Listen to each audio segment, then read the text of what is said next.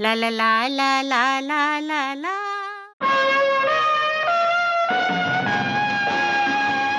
आज की कहानी ओ हेनरी साहब की लिखी हुई है और ओ हेनरी की कहानियाँ मुझे बचपन से ही बहुत पसंद थी।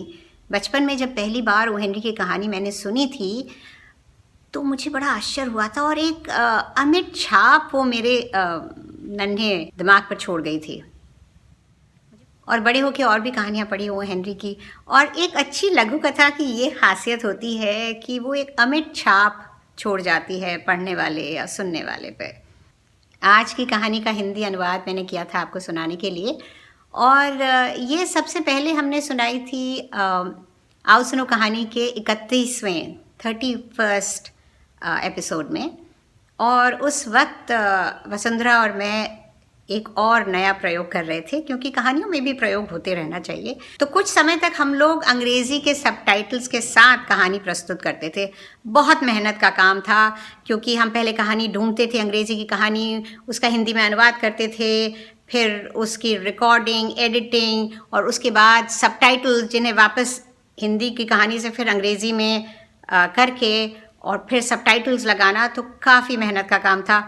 कुछ वक्त बाद हमने इसे करना बंद कर दिया था। अगर आप आओ सुनो कहानी का E31 एपिसोड में कहानी सुनेंगे तो उसमें अंग्रेज़ी के सबटाइटल्स भी हैं। तो उम्मीद है कहानी आपको पसंद आएगी, क्योंकि ओ हेनरी की कहानियाँ बड़ी विडंबनापूर्ण होती हैं और थोड़े ही शब्दों में बहुत कुछ कह जाती हैं। इस कहानी ने कहीं गहरे उतर के मेरे मन को छू लिया था।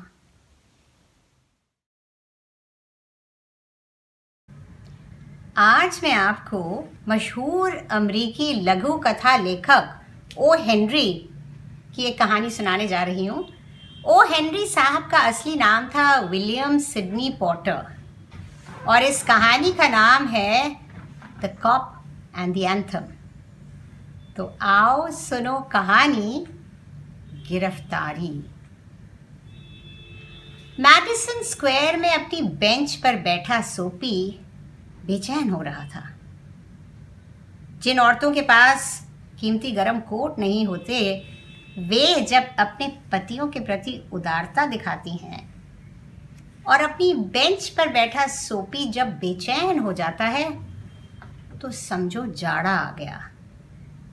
सोपी की गोद में एक सूखा पत्ता आके गिरा, मानो श्रीमान शीत ने अपना परिचय पत्र यानी विजिटिंग कार्ड दिया हो। सोपी आने वाली मुश्किलों के प्रति सचेत हो गया। उसकी जाड़े से बचने की योजना कोई ज़्यादा विस्तृत नहीं थी। ना ही वो किसी मेडिटेरेनियन क्रूज पर जाता, या वेसुवियन बे, या कोई और ऐसी गर्म जगह के खुले आसमान के नीचे।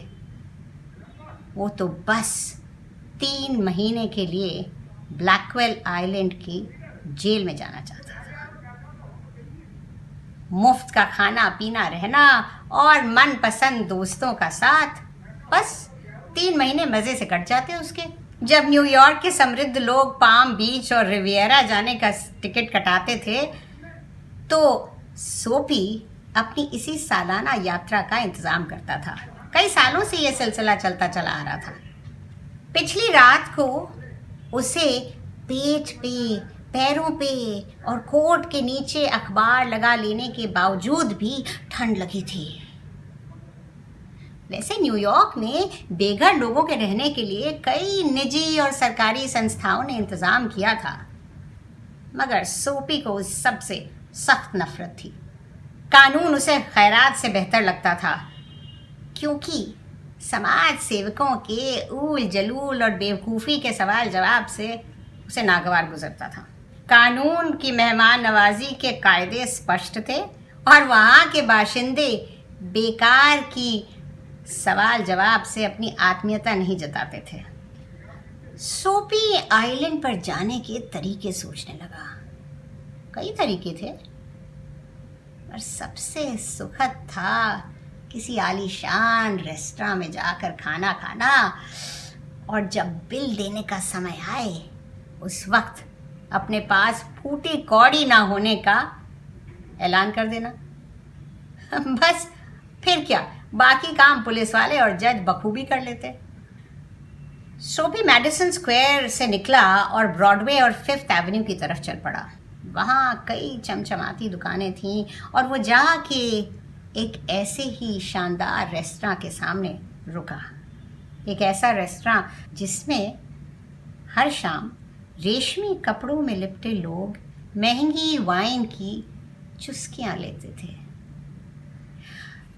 सोपी को अपने कोट के निचले बटन के ऊपर वाले कपड़ों पर बिल्कुल भरोसा था। अगर वो किसी तरह वेटर की नज़र बचाकर एक मेज़ तक पहुंचकर वहां पे बैठ जाता तो उसे पूरा यकीन था कि किसी को भी उस पर शक ना होता, क्योंकि उसका कोट अच्छा खासा था और एक साधारण सी टाई भी वो पहने था और दाढ़ी भी बना रखी थी। मगर जैसे ही वो इस रेस्टोरेंट में घुसा, हेड वेटर का ध्यान तुरंत उसकी घिसी हुई पैंट और खस्ता हाल वाले जूतों पर गया और मजबूत हाथों ने उसे पलट के वापस फुटपाथ पर खड़ा कर दिया। उसे लगा कि खाना उसकी समस्या का समाधान नहीं है। वो ब्रॉडवे से आगे चल दिया और सिक्स्थ एवेन्यू की कोने पर एक दुकान पर जाकर रुका, जहाँ एक बड़ी सी खिड़की के शीशे के अंदर तमाम खूबसूरत चीज़ें सजी हुई थी। उसने आओ देखा ना था एक बड़ा सा पत्थर उठाया और शीशे पर दे मारा। शीशा झंझना कर टूट गया और आसपास से लोग दौड़े हुए आए और उन सब के आगे आया एक पुलिस वाला। सोपी मुस्कुराता हुआ वहां खड़ा था। किसने किया ये? पुलिस वाले ने डंडा घुमाते हुए इधर उधर देखकर पूछा। सोपी ने कहा, क्या तुम्हें ऐसा नहीं लगता कि ये मैंने किया है? मगर पुलिस वाले ने उसे गुनाहगार मानने से बिल्कुल इनकार कर दिया। जो लोग पत्थर से शीशे तोड़ते हैं वो रुके नहीं रहते हैं पुलिस वालों से बातें करने के लिए, बल्कि भाग जाते हैं। दूर पुलिस वाले को कोई भागता हुआ दिखा और वो फौरन डंडा लेकर उसी के पीछे दौड़ पड़ा। 2 बार नाकामयाब हो जाने पर सोपी कुछ खींच उठा था। सड़क के दूसरी तरफ एक रेस्टोरेंट था जहां भरपेट खाना खाने के लिए मोटे बटुए की ज़रूरत नहीं थी। वहाँ सोपी अपने खस्ता जूतों और घिसी हुई पैंट के साथ बेहिचक जा सकता था। वो वहाँ गया और अंदर बैठ के उसने अपने लिए लजीज खाना मंगवाया और जब भर पेट खा चुका तो वेटर से कहा कि मेरे पास तो फूटी कौड़ी भी नहीं है, अब जल्दी से पुलिस वाले को बुलाओ और देर ना करो। पुलिस वाले को क्यों? वेटर ने कहा और अपने साथी को बुलाया और दोनों ने सोपी को पकड़कर बाहर फुटपाथ पर फेंक दिया। औंधे मुंह वहां पे पड़ा सोपी खींच उठा। सोपी वहां से धीरे धीरे उठा। लगता था कैद और गिरफ्तारी एक सुंदर सपना था जो दूर कहीं झिलमिला रहा था और उसका साकार होना कुछ मुश्किल नजर आ रहा था। अब कि वो दूर तक चलता चला गया और एक जगह उसे फिर एक मौका दिखा। एक युवती एक दुकान के बाहर खड़ी दुकान की खिड़की के शीशे से अंदर की चीज़ों को देख रही थी, बड़े ध्यान से देख रही थी। सोपी जाके उसके पास खड़ा हो गया और इतराते हुए मुस्कुराते हुए उसकी तरफ घूरने लगा। उसने अपनी आँख के कोने से देखा था कि दूर खड़ा एक पुलिस वाला उन दोनों को देख रहा था। बस कुछ ही मिनट की देर थी, वो युवती पलटती और पुलिस वाले को बुलाती और पुलिस वाला उसे पकड़कर जेल में ले जाता। सोपी को तो वहाँ की गर्माहट, जेल की गर्माहट अभी से महसूस होने लगी थी। औरत 2 कदम आगे बढ़ गई। सोपी भी उसके साथ साथ 2 कदम आगे बढ़ के खड़ा हुआ और उससे बोला, क्यों, मेरे साथ चलोगी? औरत ने फौरन पलट के कहा, हाँ माइक, बिल्कुल। मैं तो बोल नहीं रही थी क्योंकि वो पुलिस वाला मुझे देख रहा था। चलो। और ये कह के उस औरत ने सोपी की बाह में बाह डाली और मज़े से पुलिस वाले के सामने से गुजरती हुई चली गई। सोपी अब मायूस हो चला था। लग रहा था कि उसे आज़ादी से छुटकारा नहीं मिलने वाला था। अगले मोड़ तक जाके वो औरत की बाह झटक कर भाग गया। औरतें और आदमी गरम कोट पहने मज़े से इधर उधर आ जा रहे थे। सूफी अचानक इस ख्याल से घबरा गया कि शायद कोई अदृश्य अनहोनी शक्ति उसे गिरफ्तार होने से रोक रही है। तभी उसे सामने एक पुलिस वाला दिखाई दिया और उसने तुरंत एक और कोशिश की। वो एक थिएटर के सामने खड़ा था, एक आलीशान थिएटर जहां बढ़िया बढ़िया कपड़ों में सजे लोग अंदर जा रहे थे। वहीं खड़े होकर उसने जोर जोर से चिल्लाना और उठ पटांग कूदना फांदना नाचना शुरू कर दिया। उसे पूरा यकीन था कि अब की तो पुलिस वाला उसे जरूर पकड़ लेगा। मगर ये क्या, पुलिस वाला उसकी तरफ पीठ करके एक वहां से गुजरते राहगीर से बोला, हार्टफोर्ड कॉलेज वाले आज जश्न मना रहे हैं, शोर शराबा कर रहे हैं, पर घबराने की कोई बात नहीं है। हमें हिदायत मिली है कि हम उन्हें रोके टोके ना। सूफी ने तुरंत अपनी हरकतें बंद कर दी। आज पुलिस वालों ने क्या उसे गिरफ्तार ना करने की ठान रखी थी? हवा सर्द हो चली थी और उसने अपने कोट के बटन बंद कर लिए। सामने एक सिगार की दुकान में एक आदमी आया और अपना छाता वहीं दरवाजे के पास टिका कर अपना सिगार सुलगाने लगा। सोपी फौरन गया और उसका छाता उठा के चल दिया। आदमी मुड़ा और बोला, अरे मेरा छाता! अच्छा, तो पुलिस वाले को क्यों नहीं बुलाते? मैंने तुम्हारा छाता ले लिया है, जाओ जाओ देखो पुलिस वाले को बुलाओ, वो नुक्कड़ पे खड़ा है। छाते का मालिक बोला, माफ़ करना भाई, कभी कभी ऐसी गलती हो जाती है। ये तुम्हारा छाता है? मुझे सुबह रेस्टोरेंट में मिला था, मैंने बस यूं ही ऐसी गलती हो जाती है।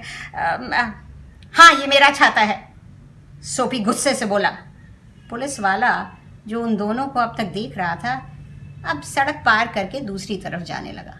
कुछ दूर जाके सोपी ने वो छाता एक गड्ढे में फेंक दिया। उसे गुस्सा आ रहा था पुलिस वालों पे। उनके लिए वो कोई राजा था जैसे, जो कोई गलत काम कर ही नहीं सकता था। थक हार कर सोपी वापस अपने घर यानी मैडिसन स्क्वायर की उस बेंच की तरफ जाने के लिए मुड़ा। चलते चलते वो एक शांत मोड़ पर पहुंचा और रुक गया। सामने एक पुराना चर्च था जिसकी रंगीन खिड़की से रोशनी आ रही थी। ऊपर चमकता चांद अपनी शीतलता बिखेर रहा था और पास ही कहीं कुछ पंछी अपने घरौंदों में सोने के पहले चहक रहे थे और चर्च से एक मधुर संगीत सुनाई दे रहा था। कोई वहां कोई गीत बजा रहा था। ये गीत सूफी बखूबी पहचानता था। उस समय से जब उसका जीवन फूलों, महत्वाकांक्षाओं और अच्छे विचारों और माँ और दोस्तों के संग से महकता था। उसका दिमाग बिल्कुल शांत हो गया और चर्च का सामीप्य और वहाँ से आते संगीत की आवाज़ की स्निग्धता से वो बिल्कुल सराबोर हो गया। अपने टूटे सपने, निराधार जीवन और नीच आकांक्षाओं के बारे में सोचकर वो सिहर उठा। उसका दिल भर आया और अगले ही पल एक नई स्फूर्ति से संचित हो उठा। वो ऊपर उठेगा, वो ऊपर उठ सकता था। अभी भी वक्त था, वो एक इंसान की तरह जी सकता था।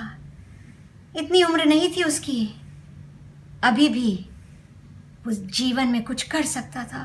पुरानी महत्वाकांक्षाओं का बीड़ा उठाकर वो फिर से उन्हें साकार करने में जुट जाएगा। उस संगीत ने उसके मन में एक क्रांति ला दी थी। वह काम ढूंढेगा। एक व्यापारी ने एक बार उसे ड्राइवर की नौकरी देनी चाहिए थी। वो कल ही जाकर उससे मिलेगा, वो जीवन में उठेगा। वो तभी किसी ने उसके कंधे पर हाथ रखा। उसने मुड़ के देखा तो एक पुलिस वाले के चेहरे से साक्षात्कार हुआ। क्या कर रहे हो यहाँ? पुलिस वाला सख्ती से बोला। कुछ नहीं, सोपी बोला। अच्छा, कुछ नहीं तो चलो फिर, पुलिस वाले ने कहा। अगले दिन अदालत में जज ने फैसला सुनाया। ब्लैकवेल आइलैंड की जेल में 3 महीने की कैद। ओ हेनरी की कहानियाँ अक्सर विडंबनापूर्ण होती हैं। ये भी एक ऐसी ही कहानी थी। जिस चीज़ को पाने की जद्दोजहद में सोपी लगा रहा,